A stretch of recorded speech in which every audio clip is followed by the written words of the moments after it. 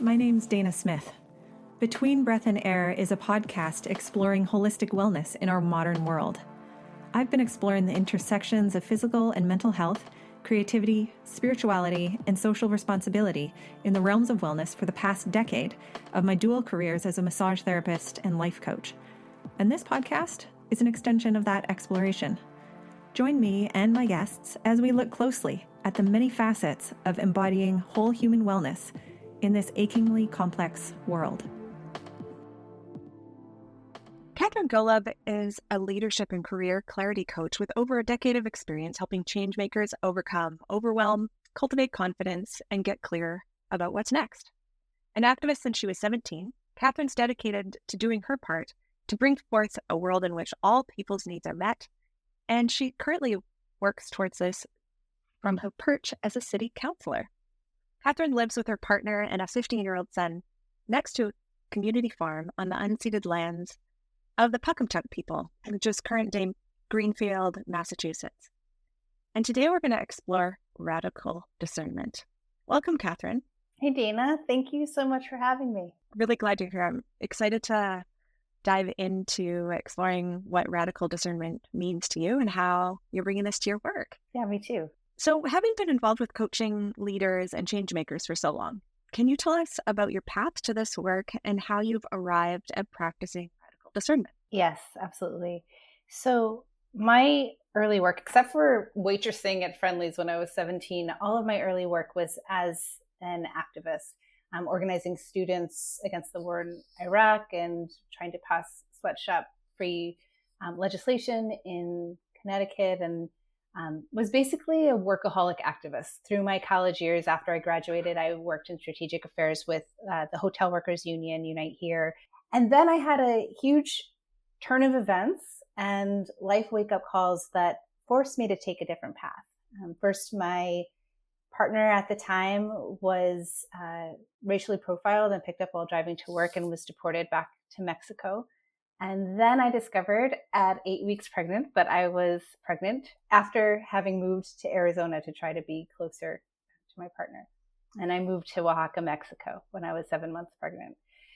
And I couldn't continue to do the work that I had been doing. And I was faced with really, really big questions about what was the work I was going to do? Who was I? How could I take care of my son and myself? And it really forced me to ask the questions that I had been ignoring for a really long time about how to take care of myself, because I realized that in those circumstances, as a new mother, I needed to learn to take care of myself in order to take care of my son. And over the next 4 years, I became a birth doula and childbirth educator, moved back and forth to Mexico, and finally found myself back in Greenfield, Massachusetts, decided to come back to Greenfield, Massachusetts when my son was 4.5 as a single mom. And I had been, like I said, been doing a lot of birth work, but I couldn't continue to do that work as a single mom, being on call for births. And I wanted to do work that helped people through major life transitions and rites of passage. And the way I thought to do that was by opening a coaching practice. And initially I set to be a health coach, but the questions that people were coming to me with were questions related to work. They were not satisfied in the work they were doing and uncertain about what was next. And I saw that helping people who were burned out doing work that made a difference in the world was a way that I could weave together my passions for social justice and for personal transformation. And initially, I wanted to just help people prevent burnout. But what I discovered was that burnout can sneak up on people. And most of the people who came to me were already burnt out and wanting to get clear about what was next. And so I sought to figure out how to help people get clear about what was next in their work. And that's really been, and how to, not just what's the next thing to do, but how to craft a life that honors their multiple values and themselves and their loved ones. And so that is the work that I have been doing for the last 10 and a half years, is helping people engaged in change-making work to get clear and confident And whether that's the big changes, like should I stay or go at this job, or also how, if a lot of people come to me just having taken on a new leadership role and really wanting to feel an inner sense of clarity and confidence about how they're showing up in that work. What an incredible story. And I'm always drawn to talk to people who have a lived, felt experience of their own transformation. Thanks so much for sharing all of that. What a freaking journey. You said your son's 15 now? He's 15 now. Yeah, no, I still, you know, when Wow. it wasn't he was the biggest surprise of my life. And I'm still like, wow, all along I have a baby. Huh, what a fascinating thing. Oh, I'm the mom of a 15-year-old. Imagine that. No, but he's really wonderful and the biggest, best surprise of my life. Yeah. Oh, that's fantastic. Yeah, children are incredibly powerful teachers. Mm-hmm. They show you all the things you don't even want to look at. I know Mm-hmm. my daughter, who's 22 at this point, she's taught me things all along the way. And, for better, for worse, it's I've been a I've been a willing and not so willing receiver of all those lessons. But Yeah. I think most parents can agree. Yep. that your kids Absolutely agreed. Yeah. really cool. Wow.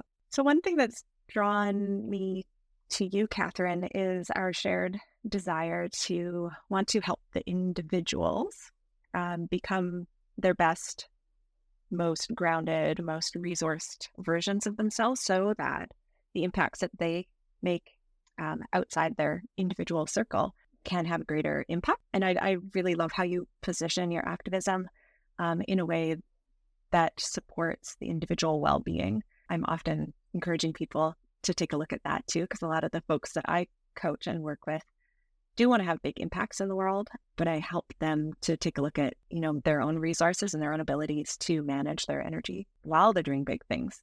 So what do you have to say in response to supporting people in that capacity? One thing that comes to my mind is that so often people get stuck in a false dichotomy of believing that they either need to take care of themselves or they need to show up for social change. And what I have found is that a lot of the exact same practices that help us to feel good in how we show up in our work and in our home and everywhere and in our bodies, a lot of the same practices that help us feel good are the exact same practices that help us make a bigger impact. And I think that there's a danger in, not that you use this word, but it comes to my mind that I think that there's a danger in the word self-care and how that is framed and positioned, that the word self-care presumes that it only centers the self. But the fact of the matter is that when we sleep well, when we pause and drink some water, when we hula hoop for 5 minutes, when we talk to a friend, those are all things that can help us not only care for ourselves, but care for the collective. So I've been playing with the term solidarity medicine. And I love the word solidarity. It's rooted in a French word that means mutual responsibility. And I see solidarity medicine as any action that helps us to really stand in that place of mutual responsibility, of taking responsibility for ourselves and for our communities. Yeah, yeah.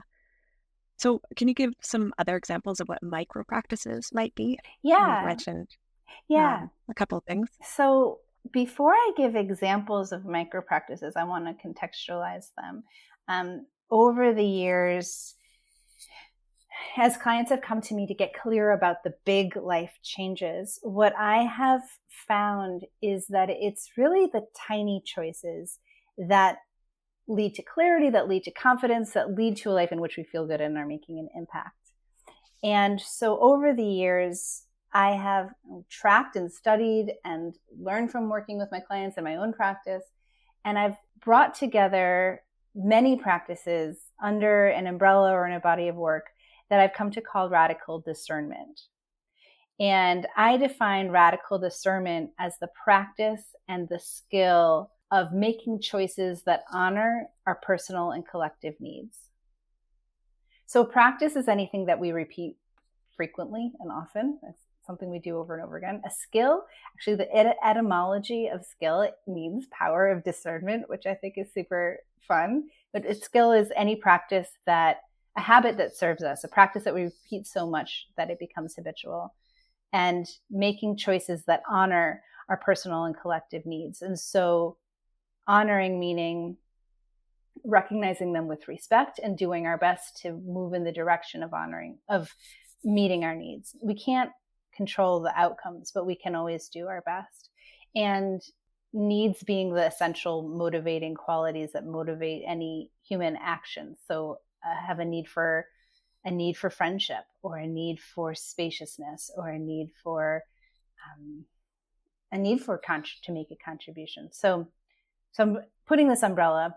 You asked for specific practices, and I first want to name radical discernment as this umbrella of practices. And so then there are many practices that I found under this umbrella, but a very basic move there is the action of pausing, turning toward ourselves with warmth and kindness, noticing how we feel and what we need, and then choosing a next step that honors those needs. And those three, I'm in the process of finishing a book called Radical Discernment. And those three practices just there take up 3 of the 10 chapters. So pausing, turning toward ourselves with warmth and kindness, and noticing what we feel and need, and then choosing, making a choice that honors those needs. And I find that so often we go through life just reacting to everything that's coming our way, especially when we're engaged in social justice work and maybe have family that we're caring for, and we have jobs that we're doing and we're showing up. It can be really hard to not to pause and discern. But when I say pause, I mean even something as short as 30 seconds to just pause and reflect. We don't need to go on, well, retreats can be lovely. Meditating for an hour can be lovely and really important practice for many people. However, it's not necessary to pause that long in order to just make it a habit of tuning in with ourselves and choosing consciously. And when we do that, we are much more likely to make choices that help us feel good and replenish our energy, and also that are far more strategic. Do you find that it's hard to help people see how developing individual wellness practices affect the whole and the bigger impacts that they want to make? Not really, to be honest, because my clients come to me with a lot of awareness that they want both. They're ready to have both. They are typically already exhausted and overwhelmed, and they're ready to try something new. And so they come to me already convinced that it's time to make a major change. They may have habits that they have developed as responses to trauma, responses to attachment wounds, responses to just having done something a certain way, responses to internalized depression, responses to how hard it is to show up in capitalist, imperialist, white supremacist, patriarchal culture, to use the words of bell hooks. Like, there are reasons why it's hard.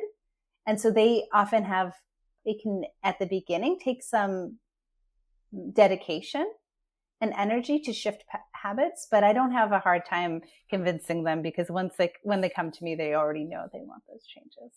Yeah, absolutely. I love how you spoke to, not seeing a path forward as an either or lens, and helping people kind of embody their existence in a more fulsome way. Thanks for explaining all that so beautifully, Katherine. Thank you. Katherine, I absolutely love and drive on the word discernment. I use it a lot in my practices as well, because I think it's a very nuanced way of entering how you interact with the world and the things that you're a part of, because it gives a person more choice when you're in a discerning space. What's your take on the word discernment? It sounds like we both really like words and etymology. So let's get a little nerdy here. Let's talk deeply about discernment. Yeah. Tell me about your interpretation of discernment in practice. So one of my best friends in writing is the etymology dictionary. So etymolonline.com, something like that. And I'm not going to quote it perfectly. If I had my book in front of me, I would quote it perfectly. But this is what comes up for me. Discernment means, the roots of the word mean a couple of things. One, it means separating, like separating the wheat from the chaff, separating things to be able to see them more clearly. And also means judgment, which is based in, like, which I take as, that word can be very loaded, especially in our culture, but it's being choiceful, making decisions. The word decision, the root of that is the word sid, I believe, which means to kill. And so there's a letting go. There's a saying yes and saying no. A lot of people in our culture use the word boundaries, and I'm not against that word. And I use it even sometimes in my classes. I have a class called Scheduling Boundaries. But often when I ask people what they mean by boundaries, they're often saying, I want to know what I'm saying yes to and what I'm saying no to. And there can be a polarity here. I'm getting nerdy with you, but we're not just looking to kill or to say no or to cut things off. It's also about saying yes. And so often when people know they need to say no, but given our negativity bias, given how hard it is to live in our culture, it can also be really hard to know what to say yes to. And so I find that in working with my clients, they often need to learn both skills. And as I'm sitting here, I have both of my hands up. So they both need to develop a strength of claiming what they want to say yes to, using their imagination, visioning what the world that they long for, their personal life that they long for is, knowing what they want to say yes to, and also cultivating the courage to say no, both to other people and to themselves. Because one of the challenges that those of us who care passionately about collective care and about creating a world that we know is possible is that there's so many choices. There's so many things that we would like to be able to say yes to, but we can't. The math of the situation is that there's different lenses on times and different cultural perspectives on time. And one that is still, I think, useful to limited, we could have another conversation about this, but is that there are only 24 hours in each day. And so it can be very painful to say no. I say, time management is grief work because it's painful to say no. So discernment, saying yes, saying no. And yeah, there's so much more I could say about that. Yeah, it actually took me straight back to an experience I had in the library yesterday, which was entertaining to me because I couldn't decide what to say yes to. I was stuck in a analysis paralysis when I was looking at books. I was like, oh, Dana, this is a really interesting place for you to be. I had a good chuckle because there were all these titles, and I was stuck because I couldn't, without pulling on my phone and looking up each of the authors and like, is this, speaking of time, is this worth my time? Is this, what are the influences of this author? What's their political stance on what they're going to be teaching me in this book? Is it worth reading all 300 pages? And I couldn't tell what to say yes to. So it was really validating just to hear you kind of isolate that as that saying yes is something to discern as well. I think I'm personally in a habit of saying no a lot more right now.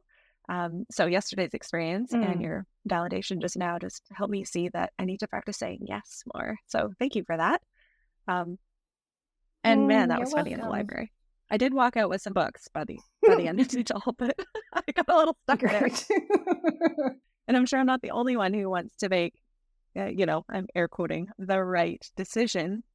I don't think there's a wrong way to learn, but I am discerning in which messages I bring into my psyche and into my repertoire of things that I'm spending time with and learning about. So yeah, it's discerning can take a little more effort.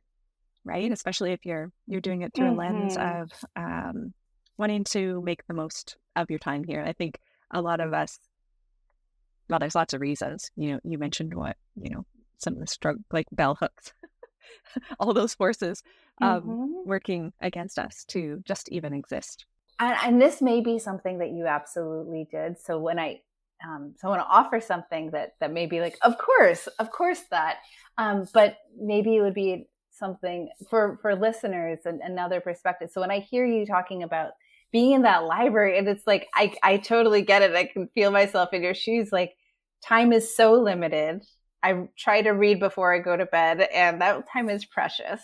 And what to do, we can often get really stuck in our minds. And our brains are part of our bodies. So sometimes people talk about there's the brain and the body, and which information are they listening to? And the brain is part of the body, and the intellect is an incredibly important source of information and a way to process information.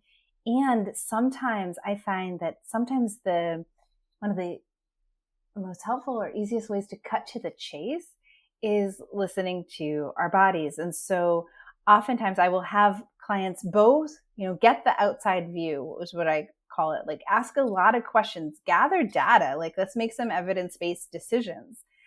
They're facing very hard decisions, and let's make sure that we get as much information as we can. And at the same time, once we do that, or sometimes even before we do that, if I invite them to just hold this book and notice what happens in your body, and hold that book and notice what happens in your body. Our bodies have so much information to share. And sometimes it's just very, very clear when we start there. So often one practice that I have clients do comes from my training in systemic constellations. It's a practice called the tetralemma, which is based, I believe, in ancient Indian numerical philosophy, that you have, you take 5 pieces of paper, and have one paper that says one option, one paper that says another across from each other, and then one that says both option A and option B, and neither option A or option B. And you form those as a diamond on the floor, and another piece of paper that says wild card or something, none of those.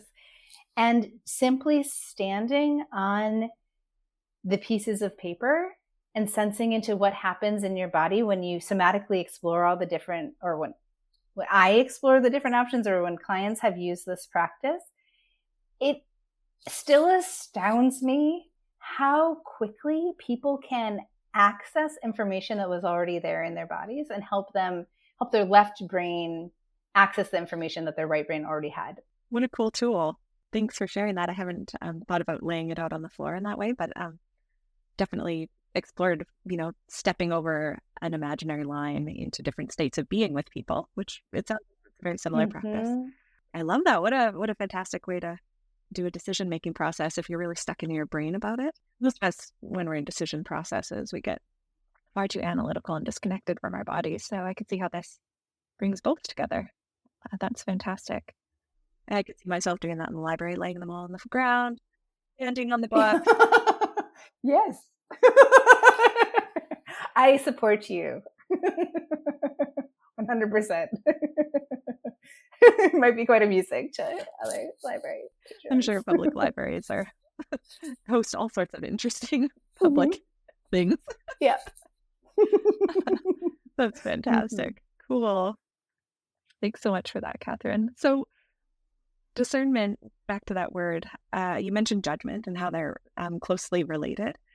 And I feel like discernment's a more, I don't know, it's like a more palatable and more nuanced way to be in relationship with judgment. Because of course we have to make judgments and decisions every day. It's like, well, if I'm going to turn right, then I'm not turning left. That's a judgment.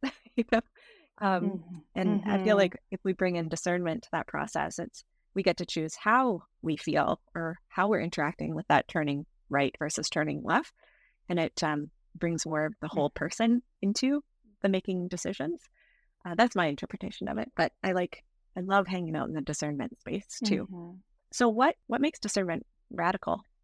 Well, what makes radical discernment radical is a few things. One is Angela Davis defines the word radical as, and I hope that I'm doing her quote justice, but just getting to the root of things.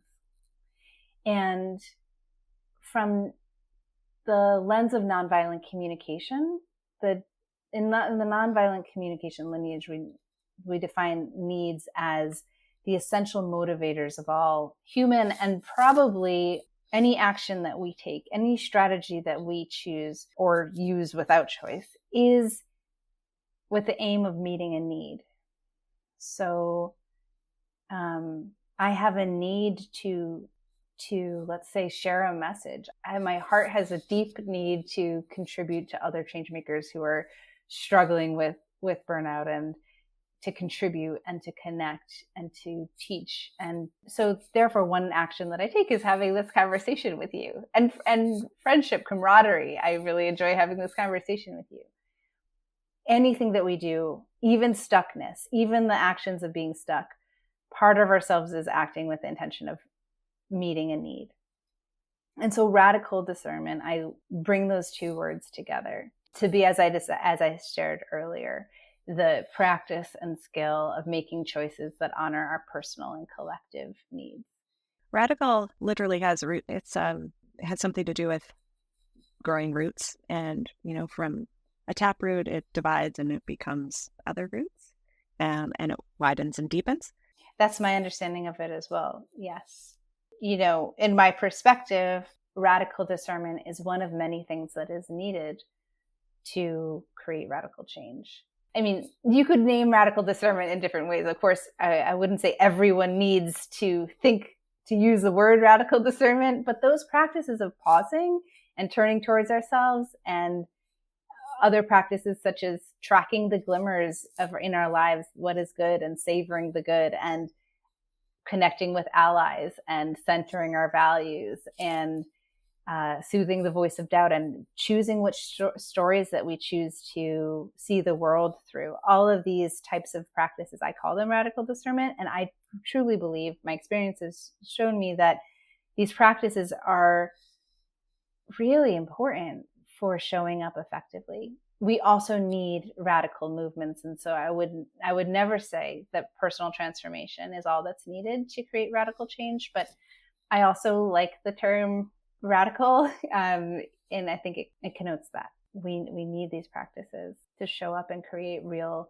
deep-rooted change in the world. I would identify as a pretty sensitive human, and the activist world has always terrified me because it's such, what we see out in the world. It's very big outward energy, and in environments that are really charged like that. In the past, I've had a hard time keeping myself protected energetically in really, really turbulent spaces like that. And what I've come to realize in my own getting to know myself, but also continuing to ask myself, how can I contribute still? If that's not my form of activism, then what is my form of activism? And a lot of that has come to learning how to resource myself properly, how to listen to myself, because it's really easy to spin out and get drawn into, the environments when you're sensitive and intuitive like I am. And I'm sure lots of people are much more than they think they are. It can be really easy to get spun out and decentered. And that is a real quick way to burn out, which I'm sure you know very well. So those practices of learning to resource ourselves, to know what we need when we need it, how to get them in micro practices, as well as, larger, longer practices, is key to sustaining as an activist, or even just in life and in the world, because there's lots of forces that want to extract from us and take our resources, our time, our energy, our money, our gifts. And until we know how to assess and discern, when is it my time to give, when is it my time to receive, and how to dance in those worlds, we are very self-sustaining that way if we get stuck. Yeah. And that when to give, when to receive, in that I also hear the question of what role am I called to play here? That's another core question that I would put with all of these different practices. When I had to leave the union because I had my son and needed to move to Mexico, I really, at that point, I was 25, and I very much was wedded to the idea that the most impact that I could possibly make was working in the labor movement. And I still believe that there's a lot of potential in the labor movement, but I was wedded to the idea that that was the way activism happened. And so I felt a lot of guilt needing to leave and choosing to leave. And I think that for folks who are listening, either who are burned out in the role that they've been in for a while, or who are like, activism, that's really scary, I would encourage people to get curious about how else they might show up in the ecosystem of collective change. And that so often we equate, for example, I'm not sure how you would define when you say the activism really has felt, I forget the words that you use, but it's like triggering or like doesn't honor your sensitivity, or it hasn't felt as healthy for you. I'm curious what types of activism that has you've thought of, or how people who are listening, just thinking about how do you define activism? Because so often we think of it as showing up at a protest or at a big rally or a march. And that is, such a tiny piece of what is needed. Like, for example, right now, our mayor has I'm on the finance committee in my city council, and the mayor cut the school's proposed budget by $1.5 million. And I've been kind of in campaign mode trying to get that money. And there hasn't been a single protest about that, but hundreds of people have been writing emails. And that is something that, we write emails all the time. And those emails, I'm watching my colleagues be moved by them in a way that surprises me. And so there's little things that we can do that have a big impact. And so I would just offer curiosity about what are the ways that we might show up that actually feed our energy. What are the roles that we can play? Because social change requires an integrated ecosystem of many people playing many roles. Yeah. I feel like there's lots of ways that there are, like you just illustrated, there's lots of ways that we can show up. And one of the ways, like yourself, you support change makers. And that's one of the ways that I've realized I was actually changing the world too, was by supporting other people who are more in the front lines of change making, and I get to support them resource themselves so that they can make change in ways that are natural for me, or are in a way that I can make change. So it's like ecosystem is a beautiful way of I feel like a nurse tree, and and it's like I'm rotting on the forest floor, and then I have these people that I support that are rooting out of things that come natural to me, and we support each other that way. Beautiful. Yeah, I mean, I just wrote I write a weekly love letter on Saturday, send it out on Saturday mornings. And since I've been in campaign mode, I just felt inspired to write something on principles to keep in mind when you do go what I call campaign mode, which is like very, very focused on getting something to happen. And one of the principles I shared was that like touch is so important.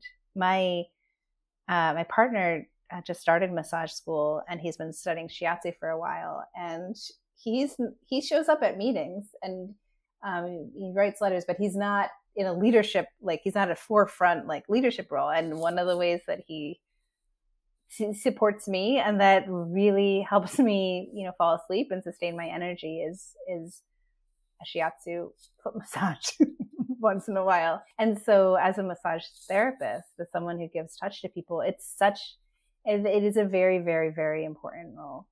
Yeah, I'm glad you've had that experience too.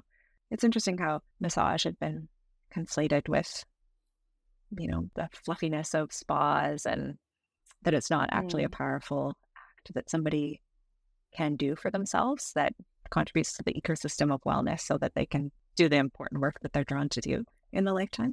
I'd say it's very, very important, whether we're able to pay a professional or receive touch from a loved one, or just ourselves. Another practice is soothing touch, like placing our hands on our face and figuring out or over your heart, or even self-touch can increase oxytocin in the body, which helps to lower adrenaline, which helps to soothe the nervous system. And so it's not fluffy. Not at all. Not at all. It's interesting to see that some people still think it is, though. Or even if they can make sense of why it would be important, it's hard for them to give themselves permission to prioritize it. And same with any self-regulation, nervous system regulation skills like meditation or movement or anything that brings you into the body. It's very hard for a lot of people to do that. And I realize that there's other factors. Yeah, I think it goes back to the idea of that false dichotomy of the word of self-care. Like, no, in order to, I have some colleagues who are very, very burned out, and I'm, I wish I could go to the chiropractor for them. And we cannot show up, for example, at a public meeting or in whatever way that we show up if we are not nurtured. And so I would say, for example, massage is not just self-care. It is a way that we become more effective as well. Absolutely. That is assuming you like being touched and that's beneficial for you. Not everybody does. Yeah, no, it's finding the things that nurture you, and different people feel nurtured in different ways. Oh yeah, of course. Because there's so many roads in to getting to know ourselves and learning how to soothe our nervous system so that we can act from that really rooted and radical place where we have all of ourselves on board, not just, that reactive part of our brains, but our whole entire being, helping us make those discernments and take those radical actions. There's so much more when we are fully embodied. That's what I'd love to see more people showing up in the world. Like, what is that expression? Agreed. The most powerful person in the most quiet person is the most powerful person in the room, or wish I said it more eloquently, but it's often true. If you think of how a cat takes up presence in a room, they often aren't doing very much, and yet their presence is very large. Or you've probably seen it in meetings, meeting spaces where sometimes the most powerful person doesn't have to say or do or move or react, and yet their presence is so influential. Yeah, when you say that, I think about people who come to city council meetings and don't say a single word, but sit there and hold space. It's very hard. It's a unique type of hard to be, having been an activist for a couple decades now, to be on city council for the last 9 months. It's a unique type of hard, and I'm experiencing in a new way why accompaniment is so extraordinarily important. And so there's some people in the community who I know very much support, their values are aligned with mine. And they often don't say anything at meetings, but they sit there and hold space. And it really has a positive impact on my nervous system and my ability to then regulate and show up from that more quiet or grounded or centered, however we name it, space. That's a beautiful reminder that just showing up with the intention to be there as support is an act that can be made.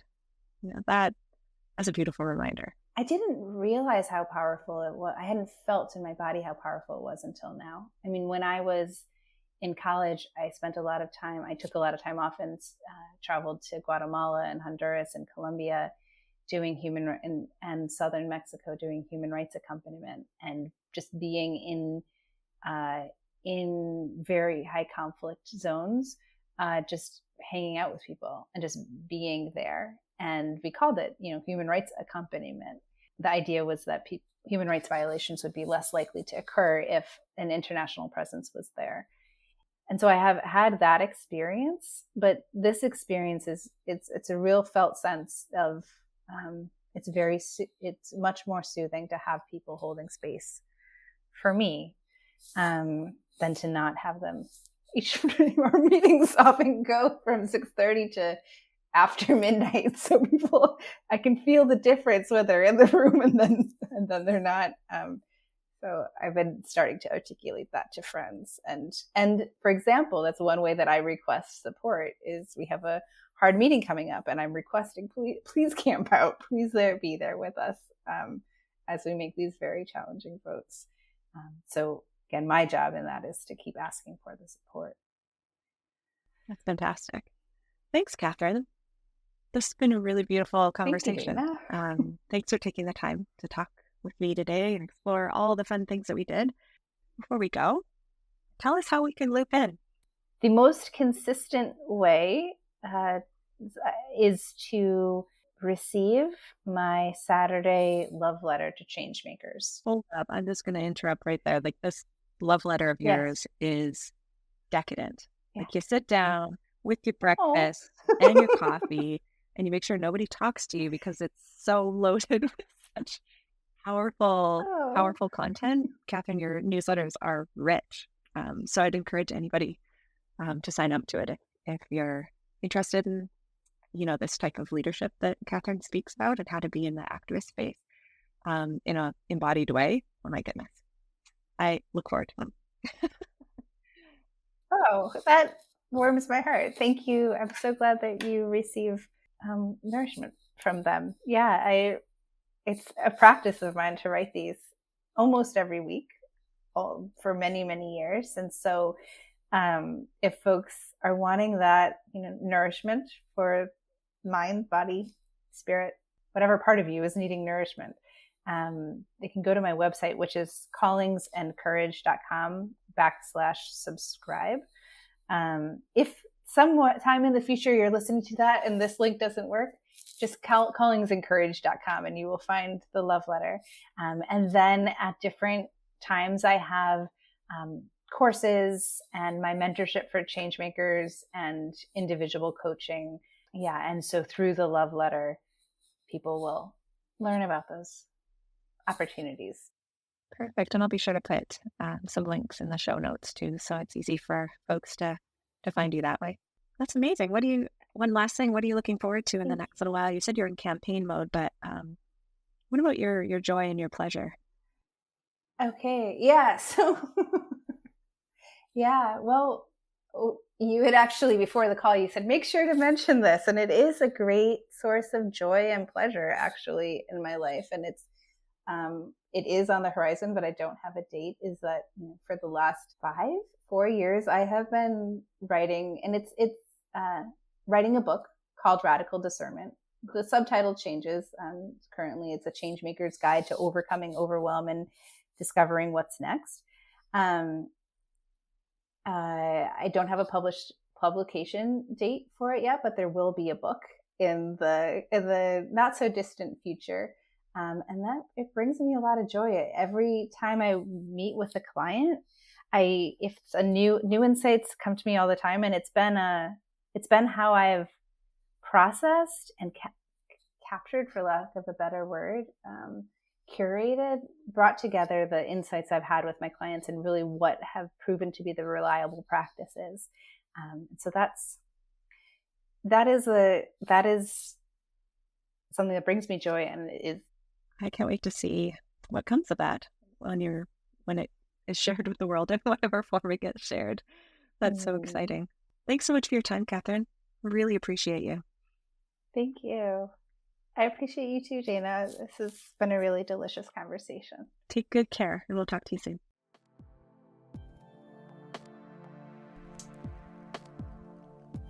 Thanks for listening to this episode of Between Breath and Air. If you're keen to support my work, please like and subscribe to this podcast. And if you'd like to be the first to know about other stuff I'm up to, hop over to my website, danasmithwellness.com, and subscribe to my love letter so I can visit your inbox a couple of times per month. So until next time, let me ask you this. During this one wild and precious life, how will you use your time while your breath is not just air?